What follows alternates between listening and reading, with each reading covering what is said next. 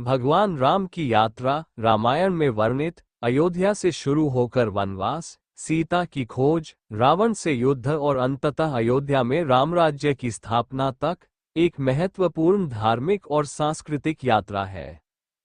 राम की यात्रा के मुख्य पड़ाव। वनवास। राजा दशरथ के वचन के अनुसार राम को 14 वर्षों के लिए वनवास जाना पड़ता है, जहां वे लक्ष्मण और सीता के साथ विभिन्न स्थानों पर जाते हैं।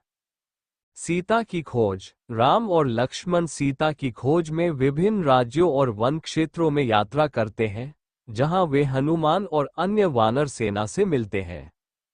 रावण से युद्ध। राम और रावण के बीच लंका में एक बड़ा युद्ध होता है, जिसमें राम रावण को पराजित करते हैं और सीता को वापस प्राप्त करते हैं। रामराज्य की स्थापना। राम अयोध्या लौटते हैं और रामराज्य की स्थापना करते हैं, जो न्याय और धर्म के आधार पर स्थापित होता है। जल समाधि। राम ने सरयू नदी में जल समाधि लेकर पृथ्वीलोक का परित्याग किया था। राम की यात्रा के महत्वपूर्ण स्थान। अयोध्या, राम का जन्म स्थान और रामराज्य की राजधानी। चित्रकूट, वनवास के दौरान राम, लक्ष्मण और सीता का एक महत्वपूर्ण निवास स्थान।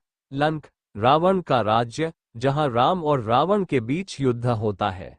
श्रृंगवीरपुर, राम, लक्ष्मण और सीता का एक महत्वपूर्ण पड़ाव, जहां वे भरत से मिलते हैं।